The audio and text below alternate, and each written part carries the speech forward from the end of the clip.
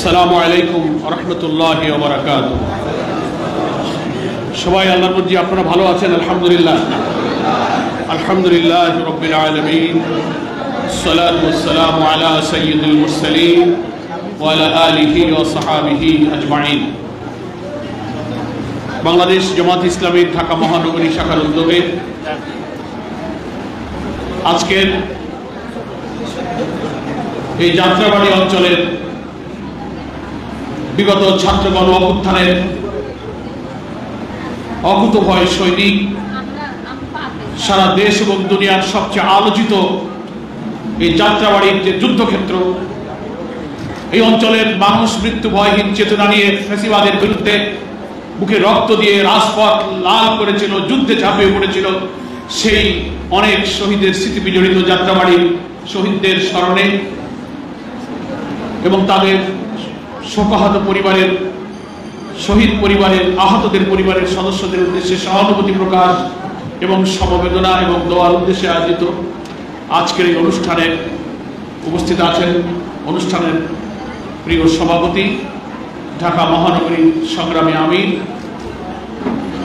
বাংলাদেশ জামাত ইসলামীর নির্বাহী পরিষদের সদস্য, শহীদি কাফেলা বাংলাদেশ ইসলামী ছাত্র শিবিরের কেন্দ্রীয় সভাপতি সাবেক, এখানে জামাত ইসলামীর ঢাকা মহানগরী দক্ষিণের নায়েবে আমির জনাব আব্দুস সাবির ফকির সহ মহানগরী এবং থানা জোনের সম্মানিত নেতৃবৃন্দ, এখানে উপস্থিত ইসলামী ছাত্র শিবির এবং অন্যান্য সংগঠন, আমাদের শহীদ পরিবারের গর্বিত মা, স্ত্রী, সন্তান, পিতা, ভাই, আত্মীয় স্বজন এবং আজকের এই কমিউনিটি সেন্টারে এবং বাইরে সমবেত আমার প্রিয় ভাই ও বোনেরা,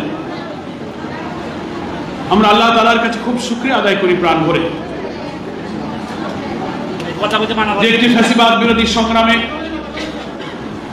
সারা বাংলাদেশে যে লড়াই হয়েছে, লক্ষ লক্ষ মানুষ যে লড়াইয়ে আহত নিহত হয়েছে, গ্রেফতার হয়েছে, নির্যাতিত হয়েছে, তার মধ্যে সবচেয়ে আলোচিত, সবচেয়ে সাহসী, আবার অন্যদিকে সবচেয়ে নিষ্ঠুর বর্বর হত্যাকাণ্ড যেখানে ঘটিত হয়েছে, সেই যাত্রাবাড়ির শহীদদের স্মরণে আজকে আমরা এখানে আলোচনা সভায় এবং দোয়ায় মিলিত হতে পেরেছি। এটা বড় একটা নেক কাজ। আল্লাহর প্রিয় বান্দা যারা অন্যায় অবিচারের বিরুদ্ধে জীবন দিয়েছে, ফ্যাসিবাদের বুলেটের সামনে হাত উঁচু করে বুক পেতে দিয়েছে, সেই সাহসী সন্তানদের জন্য, তাদের মাগফিরাতের জন্য, শাহাদাত মঞ্জুরের জন্য, আহতদের সুস্থতার জন্য এমন এক মোবারক অনুষ্ঠানে যুক্ত হতে পেরে আমরা রহমানুর রহিম আল্লাহ তাআলার কাছে সকলেই আবারও শুকরিয়া আদায় করছি, আলহামদুলিল্লাহ। এটা কোনো প্রতিবাদ সভা নয়, কোনো বিক্ষোভ সমাবেশ নয়। আমি পথে আসতে আসতে কয়েকজন শহীদের মা, স্ত্রী, সন্তানদের আহাজারি অশ্রুসিক্ত বক্তব্য আমি শুনছিলাম। আপনারা আরো অনেকে শুনেছেন কিভাবে তার সন্তান নিহত হয়েছে। মা, স্ত্রী, সন্তান, পিতার যে বেদনা ভারাক্রান্ত মর্মস্পর্শী বর্ণনা, সেগুলো আমাদের সকলের হৃদয়কে ব্যথিত করে। আমরা আজকে একটা শোকাভিভূত ভারাক্রান্ত পরিবেশে এখানে শহীদদের সমবেদনা জানাতে এসেছি। আমি প্রথমেই শহীদ পরিবারের সম্মানিত সদস্যের জন্য বলবো, আপনারা যা হারিয়েছেন, আপনার বুক খালি হয়েছে, আপনি যা হারিয়েছেন তা হয়তো আপনাকে আমরা ফেরত দিতে পারবো না, কিন্তু একথা আপনি বিশ্বাস রাখবেন হৃদয়কে প্রশান্ত করার জন্য। আপনার মনকে, আর কোনো মানুষের কথা আপনার মনকে প্রশান্ত করতে পারবে না, সান্ত্বনা দিতে পারবে না। একটা বুঝ, একটা বিশ্বাস আপনাকে করতে হবে, আমাকেও করতে হবে যে মহান আল্লাহ তাআলা আপনার স্বামী, সন্তান, আপনার ভাই, আপনার পিতাকে, যিনি দুনিয়া থেকে ওই দিন বিদায় নিয়ে গেছেন, তাকে ওই আল্লাহ তাআলাই সৃষ্টি করেছিলেন এবং জন্মের সাথে সাথে তার মৃত্যুর সময় ওই আল্লাহ নির্ধারিত করে রেখেছেন। এটার নামই হচ্ছে ঈমান, এটার নাম হচ্ছে তাকদীর, এটার নাম হচ্ছে তাওয়াক্কুল। আল্লাহ তাআলা কোরআন মাজিদে বলেছেন, ওমা কানা লিনাফসিন আন তামুতা ইল্লা বিইজনিল্লাহি কিতাবাম মুআজ্জালা। কোন প্রাণীর মৃত্যু হবে না ওই নির্দিষ্ট সময়টা না আসা পর্যন্ত, যতক্ষণ আল্লাহ তাআলা যেটা নির্দিষ্ট করে রেখেছে। তা আমরা সবাই মুসলিম, আমার মা বোনেরা, পিতারা, ভাইয়েরা, স্বজনের জন্য আপনি যারা চোখের পানি ফেললেন, আমরা সবাই মুসলিম, আমরা আল্লাহর এই সিদ্ধান্তে ঈমান রেখেছি। সূরা মুলকের প্রথম থেকে আল্লাহ তাআলা বলেছেন, আল্লাযী খালাকাল মাউতা ওয়াল হায়াতা লিয়াবলুয়াকুম আইয়ুকুম আহসানু আমালা। মৃত্যু এবং জন্ম দুটোই আল্লাহ তাআলা সৃষ্টি করে স্থির করে রেখেছেন, একটাই উদ্দেশ্য যে সংক্ষিপ্ত হায়াতের মধ্যে 30, 40, 50, 60, 70, 80 বছরের একটা সংক্ষিপ্ত জীবনে সব জন্ম আর মৃত্যু স্থির আল্লাহ সৃষ্টি করেছেন। সময় নির্দিষ্ট করে একটা পরীক্ষার জন্য আল্লাহ আমাকে এখানে পাঠিয়েছেন। কি পরীক্ষা? লিয়াবলুয়াকুম আইয়ুকুম আহসানু আমালা। চরিত্র, আমল, কাজ, আখলাকের দিক থেকে এই পৃথিবীর পরীক্ষা নিরীক্ষার মধ্যে কে শ্রেষ্ঠ প্রমাণিত হতে পারে সেই পরীক্ষা দেওয়ার জন্য আল্লাহ তাআলা আমাদেরকে এখানে পাঠিয়েছেন।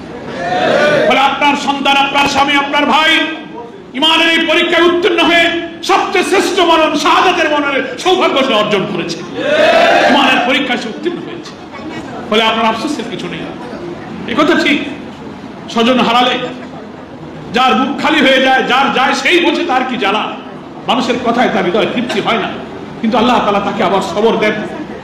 এই 20, 50, 60 বছরের মায়ার জালে আল্লাহ আমাদেরকে আটকে রেখে পরীক্ষা করেছেন। আপনি যদি একটু পরীক্ষায় সবর করেন যে না, আমার স্বামী, আমার ভাই, আমার সন্তান হক এবং ন্যায়ের পক্ষে লড়াই করতে গিয়ে জীবন দিয়েছে, এই বিশ্বাস আপনি রাখবেন। সে তো নিজের কোনো স্বার্থে আসেনি, তার জমি জমা, সহায় সম্পদ, ব্যক্তিগত স্বার্থ, কোনো অপকর্মের জন্য সে জীবন দেয়নি। সে জীবন দিয়েছে একটি ফ্যাসিবাদী, অত্যাচারী, জালেম শাসকের বিরুদ্ধে সংগ্রামে সে জীবন দিয়েছে। আল্লাহ রাসূল সাল্লাল্লাহু আলাইহি ওয়াসাল্লাম হাদিসের মধ্যে বলেছেন, কোন মুমিন যদি ঈমানের সাথে তার অধিকার রক্ষার জন্য হকের পথে লড়াই করে জীবন দেয়, অন্যায় অসত্যের বিরুদ্ধে প্রতিবাদ করতে করে জীবন দেয়, আল্লাহ তাআলা তাকে শাহাদাতের মর্যাদা দিতে পারে। ফলে সেদিন আমি গ্রেফতার হয়ে ডিবি অফিসে রিমান্ডে ছিলাম। এই যাত্রাবাড়ি অঞ্চলের আহত, ক্ষতবিক্ষত, শহীদ পরিবারের অনেক সন্তান এখানে লড়াইয়ের ময়দানে যারা থেকেছে, অন্যায়ভাবে পুলিশ গ্রেফতার করে প্রচুর লোককে গ্রেফতার করে নিয়ে গেছে কারাগারে। তার বহু লোককে রিমান্ডে নিয়ে ডিবি অফিসে নির্যাতন করা হয়েছে। স্টেজেও বসে আছেন আশেপাশে এখানে অনেক ছেলেরা, ছাত্র শিবিরের ছেলেরা, ভাইরা, জামাতের ভাইরা সেখানে আছেন। আমি কারাগারে থাকলেও তাদের কাছে আমি যাত্রাবাড়ির নির্মম, নিষ্ঠুর, বর্বর হত্যাকাণ্ডের গল্প আমি তাদের কাছে শুনেছি। হেলিকপ্টার থেকে গুলি করা হয়েছে, লাশকে বিকৃত করা হয়েছে, ছোট বড়, শিশু, বাচ্চা, বাচ্চার মা, নারী, পুরুষ রাজপথে নেমেছে, কাউকে রেহাই দেওয়া হয়নি। অথচ এই অঞ্চলের মানুষ যে বীরত্ব গাথার জন্ম দিয়েছে, যে অকুতভয় মৃত্যু ভয়হীন চেতনা, যে ইতিহাস সৃষ্টি করেছে, যাত্রাবাড়ির যুদ্ধের এই গল্প শুধু বাংলাদেশের ইতিহাসে নয়, দুনিয়ার ইতিহাসে স্মরণীয় হয়ে থাকবে। আপনার স্বামী, সন্তান, ভাই হারিয়ে আপনি ব্যথিত হবেন না। মানুষ স্বজন হারালে একটু কষ্ট পায়, চোখের পানি আসে, কিন্তু ওটা আবার ভাবতে হবে যে আল্লাহ যেহেতু আমার এই স্বজনের মৃত্যু এই দিন নির্ধারিত করে রেখেছিলেন, কোন চেষ্টা করে তাকে এই দিন বাঁচানো যেত না, যেতে আল্লাহ নির্ধারিত সময় ছিল। আমি আপনাদেরকে একটা ঐতিহাসিক কথা স্মরণ করিয়ে দিই। আমাদের সাবেক আমিরে জামাত শহীদ মাওলানা মতিউর রহমান নিজামীকে কারাগারে ফাঁসিতে ঝুলিয়ে হত্যা করা হয়েছিল, সবাই জানেন আপনারা। আমাদের এই প্রিয় শহীদের আত্মীয় স্বজন যে রাত্রিতে তাকে ফাঁসিতে ঝুলানো হবে, সেই রাত্রিতে তার পরিবারের সদস্যরা, স্ত্রী, সন্তানেরা তার সাথে বিদায়ী সাক্ষাৎ করতে কারাগারের মধ্যে এসেছে। ওনাকে সান্ত্বনা দিচ্ছিলেন। কিছুক্ষণ পর যার ফাঁসি হয়ে যাবে, তার সন্তান, তার স্ত্রী, তার আপন জনের অশ্রুসিক্ত হয়ে তার পিতাকে, স্বামীকে তারা সান্ত্বনা দিচ্ছিলেন। শহীদ নিজামী তাদেরকে পাল্টা সান্ত্বনা দিয়ে বলেছিলেন যে দেখো আল্লাহ পাক আমার রব, আমার মৃত্যু যখন নির্ধারিত আছে, সেই মৃত্যুর সময় হয়ে গেলে আমি কারাগারে থাকি অথবা বাইরে থাকি, আমার মৃত্যু কেউ ঠেকাতে পারবে না। আমরা সেই আন্দোলনের সেই নেতার উত্তরসূরি নাকি বলেন? এটাই ঈমান, এটাই তাকদীর। ফলে আপনি আপনার মনকে সান্ত্বনা দিন। এই দিনে আল্লাহ নির্ধারিত এই ফয়সালা, সারা পৃথিবী একদিকে গেলে এই ফয়সালা থেকে কেউ রেহাই দিতে পারে না। আর যার মৃত্যু নির্ধারিত ছিল না, হাজার চেষ্টা করে তাকে কেউ হত্যা করতে পারে না। এটাই নাম হচ্ছে তাকদীর। ফলে আপনার যাকে আপনি হারিয়েছেন, তিনি দুনিয়াতেও সফল হয়েছেন, আখিরাতেও সফল হয়েছেন নাকি বলেন? এই মৃত্যু সম্মানের মৃত্যু, এই মৃত্যু ইজ্জতের মৃত্যু। দুনিয়া থেকে কত মানুষ মারা যায়, চোর ডাকাত মারা যায়, সড়ক দুর্ঘটনায় মানুষ মারা যায়, হাসপাতালে বিছানায় শুয়ে মানুষ মারা যায়। কতজন সেই সব মৃত্যুকে স্মরণ করে? কিন্তু আপনার সন্তান, আপনার স্বামী, আপনার ভাইয়ের মৃত্যু আজকে দুনিয়া নয়, দেশের কোটি কোটি মানুষ শ্রদ্ধার সাথে স্মরণ করছে। এই অত্যাচারী ফ্যাসিবাদ বিরোধী আন্দোলনের ইতিহাস একদিন লেখা হবে। সেই ইতিহাসে আপনার সন্তান, স্বামী, ভাইয়ের নাম স্বর্ণোজ্জ্বল অক্ষরে লিখিত থাকবে। যুগ যুগ ধরে স্মরণ করবে। আপনি চলে যাবেন, আমি চলে যাব, কিন্তু আপনার স্বামী, আপনার সন্তান, আপনার পিতাকে এই জাতি স্মরণ করবে, দুনিয়া স্মরণ করবে। বলে আপনি আর কি চান? বেঁচে থাকার তো কোনো উপায় নেই, মরতেই যেতে হবে। সেই মরণই ভালো, যে মরণ মর্যাদার মরণ, সম্মানের মরণ। আমার মা, আমার ভাই, আমার পিতা, আমার সন্তানদেরকে আমি সান্ত্বনা দিতে গিয়ে বলবো, আমাদের কথায় হয়তো আপনাদের হৃদয় প্রশান্ত হবে না, তৃপ্ত হবে না, স্থির হবে না, কিন্তু আল্লাহর এই তকদীরের কথা চিন্তা করলে আপনার হৃদয় আপনি সবর করতে পারবেন। আরেকটি উপকার আছে। আল্লাহ রাসূল আরেকটি হাদিসে বলেছেন, কোন আপনজনের মৃত্যুর পর সে যদি আহাজারি করে ছটফট না করে, আল্লাহর এই সিদ্ধান্তে অসন্তুষ্ট না হয়ে আল্লাহর ফয়সালায় খুশি হয়ে আলহামদুলিল্লাহ বলে, আল্লাহ রাসূল বলেছেন জান্নাতের মধ্যে ওই সবরকারী জন্য একটা ঘর নির্মাণ করা হবে, তার নাম হবে বাইতুল হামদ। আপনি শহীদ পরিবারের সদস্য হয়ে যদি সবর করতে পারেন, আল্লাহর এই ফয়সালায় আপনি খুশি থাকেন, হতে পারে আল্লাহ রাজি হলে ওই বাইতুল হামদের অধিকারী আপনিও হতে পারবেন ইনশাআল্লাহ। তাই আপনি সবর করুন। আপনার স্বজনের মৃত্যু এত সম্মানিত, সবাই বলে উনি মারা গেছেন, আল্লাহ বলছেন না, সে মরে গেছে, এই কথা বলো না। ওয়ালা তাকুলু লিমা ইউকতালু ফি সাবিলিল্লাহি আমওয়াত। কি বলেন ঠিক কিনা? আল্লাহ বলছেন ওরা মরে গেছে, তুমি বলো না, এই কথা কে বললো? বলে আল্লাহ তাকে বলেছে মৃত নয়, বল আহিয়া, উনি জীবিত। কিন্তু আমরা বুঝতে পারি না, এটা আল্লাহই বলছেন, ওয়ালাকিন লা তাশউরুন, তোমরা এটা বুঝতে পারো না। আপনি দেখছেন আমার স্বামী তো আমার সামনে নেই, আমার সন্তান নেই, আমার বাপ নেই, তাহলে সে মরে গেছে না? আল্লাহ বলছেন সে মরেনি, সে বেঁচে আছে। কিভাবে বেঁচে আছে? দুনিয়াতেই তো তার বেঁচে থাকা, শুধু তার দেহটা নেই, কিন্তু তার জীবন, তার চরিত্র, তার আখলাক, তার সাহস, তার আত্মত্যাগ, তার আত্মদান, তার অবদান, জাতির জন্য তার ত্যাগ এবং সাহস প্রতিদিন প্রতি ঘন্টায় দুনিয়া দেশে আলোচনা হচ্ছে। এই আলোচনায় দোয়াই তো তার বেঁচে থাকা। মানুষের স্মরণে বেঁচে আছে, দোয়ায় বেঁচে আছে, বক্তব্যে বেঁচে আছে, স্লোগানে স্লোগানে সে বেঁচে আছে, চিরদিন সে বেঁচে থাকবে। আর মৃত্যুর সাথে সাথে আল্লাহ রাসূল বলেছেন, কোন শহীদ যদি কবুল হয়ে যায়, তার শরীর থেকে রক্ত জমিনে পড়ার আগেই আল্লাহ তার গুনাহ মাফ করে দেন। জান্নাতের মধ্যে তিনি সবুজ পাখি হয়ে ভ্রমণ করেন। আলহামদুলিল্লাহ। আল্লাহ তাআলা এই শহীদদের কথা বলেছেন, ইনদা রাব্বিহিম ইরযাকুন, আল্লাহ তাআলা তাদেরকে রিজিক দিচ্ছে, খাচ্ছে। তার রিজিক পায় কি মরা মানুষ না জীবিত মানুষ?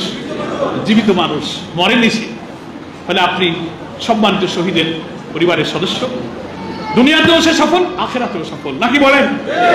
আমি আজকে এই শহীদ পরিবারের এই সান্ত্বনা সহানুভূতির অনুষ্ঠানে যারা এসেছেন সকলের অবগতির জন্য বলছি, এই জুলাই আগস্টের ছাত্র গণ অভ্যুত্থানে যারা জীবন দিয়ে আহত হয়েছে, বাংলাদেশ জামাত ইসলামের সংগ্রামী আমির, আমাদের প্রিয় নেতা, বাংলাদেশের রাজনীতিবিদদের মধ্যে সবচেয়ে আলোচিত, সবচেয়ে নন্দিত, সবচেয়ে মানবিক অনন্য উচ্চ নেতা হচ্ছে ডাক্তার শফিকুর রহমান। তিনি আমাদেরকে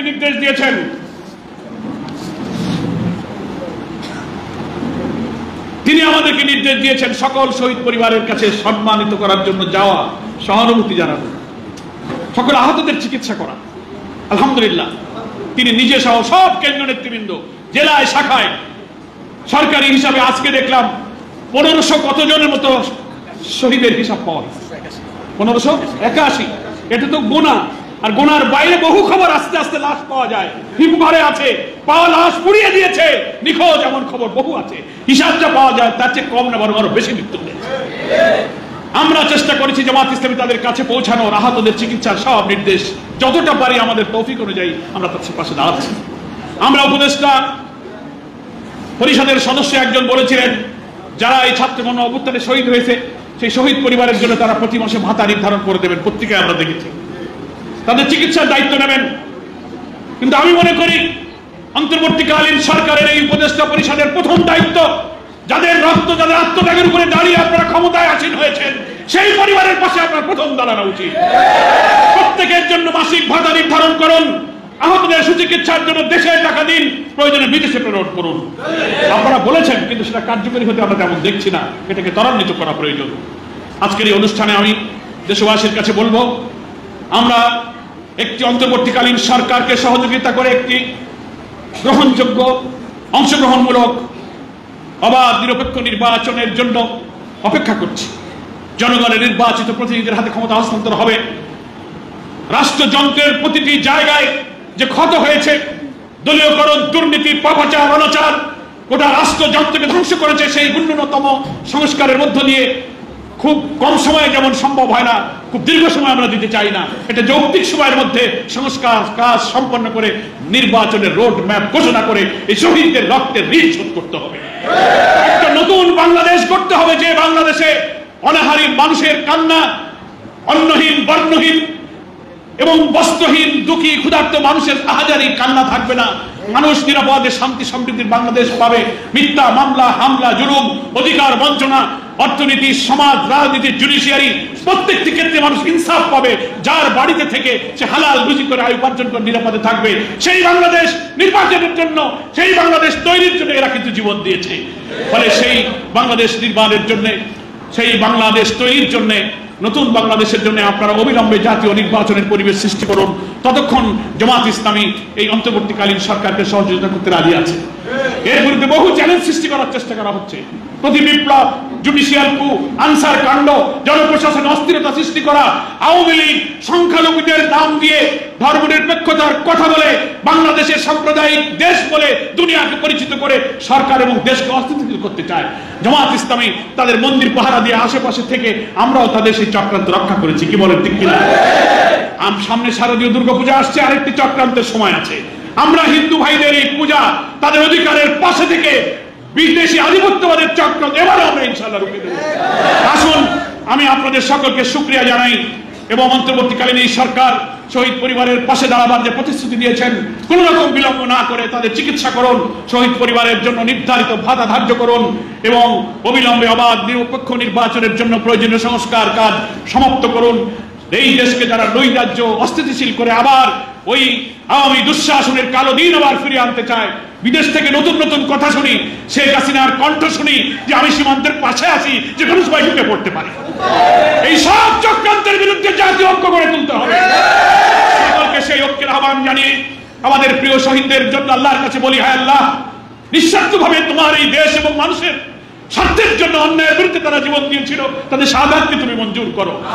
আর যারা আহত হয়ে কষ্ট পাচ্ছে, হাত নেই, পা নেই, চোখ নেই, কান নেই, মাথার মধ্যে গুলি, ব্রেনের অপারেশন, এইসব কঠিন অসুস্থ তোমার গোলামদেরকে সুস্থ সক্ষম করে তার পরিবারের মাঝে তুমি তাদেরকে ফিরিয়ে দাও। এই দোয়া করে আপনাদের সকলকে ধন্যবাদ জানিয়ে আমি আমার বক্তব্য শেষ করছি।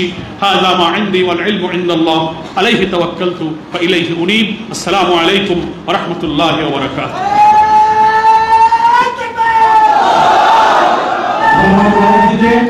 সম্মানিত জনতা, শহীদ পরিবারের সদস্যবৃন্দ, এ পর্যায়ে অনুষ্ঠানে সম্মানিত সভাপতি বক্তব্য রাখছেন মজলুর রহমান জননেতা, ঢাকা মহানগরীর সংগ্রামী আমির জননেতা জনাব নুরুল ইসলাম বুলবুল।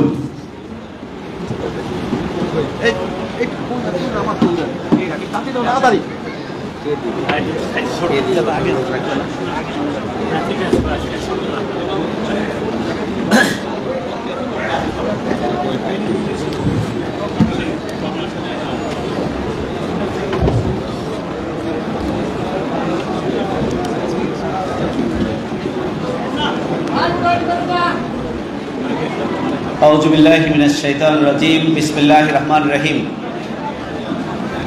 বাংলাদেশ জামায়াতে ইসলামী ঢাকা মহানগরী দক্ষিণ কর্তৃক আয়োজিত বৈষম্য বিরোধী ছাত্র আন্দোলনে যারা শহীদ হয়েছেন সেই সমস্ত শহীদ পরিবারের সাথে মত বিনিময় এবং আলোচনা সভার সম্মানিত প্রধান অতিথি, বাংলাদেশ জামায়াতে ইসলামী শহীদি কাফেলার সংগ্রামী সেক্রেটারি জেনারেল, সাবেক এমপি, আমাদের একান্ত শ্রদ্ধাভাজন জননেতা মিয়া অধ্যাপক গোলাম পরোয়ার, সম্মানিত বিশেষ অতিথিবৃন্দ, জামায়াতে ইসলামী ঢাকা মহানগরী দক্ষিণের সম্মানিত নেতৃবৃন্দ, সমবেত সুধীমণ্ডলী, শহীদ পরিবারের গর্বিত সদস্যবৃন্দ, প্রাণপ্রিয় উপস্থিতি, সাংবাদিক বন্ধুগণ, আসসালামু আলাইকুম ওয়া রাহমাতুল্লাহি ওয়া বারাকাতুহু। প্রধান অতিথি আমাদের মাঝে গুরুত্বপূর্ণ বক্তব্য রেখেছেন, বিশেষ অতিথিবৃন্দ বক্তব্য রেখেছেন, সম্মানিত শহীদ পরিবারের সদস্যবৃন্দের আমরা অভিমত শুনেছি, বক্তব্য শুনেছি, তাদের আহাজারি আমাদের অন্তরকে বিগলিত করেছে, আমাদের অন্তরকে এই অপশক্তির বিরুদ্ধে তীব্র প্রতিরোধ গড়ে তোলার সেই শক্তি আমাদেরকে জুগিয়েছে। আপনারা খেয়াল করেছেন, শহীদ পরিবারের গর্বিত সন্তান এখানে আজকে, শহীদ পরিবারের গর্বিত সদস্য, কেউ ওয়াইফ আছেন, সন্তান আছেন, বাবা আছেন এবং মা আছেন। তারা প্রত্যেককেই তাদের বক্তব্যে খনি হাসিনা এবং তার দোসরদের ফাঁসির জন্য তারা দাবি জানিয়েছে। আমরা স্পষ্ট ভাষায় বলতে চাই, শেখ হাসিনা ফ্যাসিস্ট, অপশক্তি এবং তার দোসর যারা গণহত্যা পরিচালনা করেছে তাদেরকে অবিলম্বে বিচারের কাঠগড়ায় দাঁড় করাতে হবে।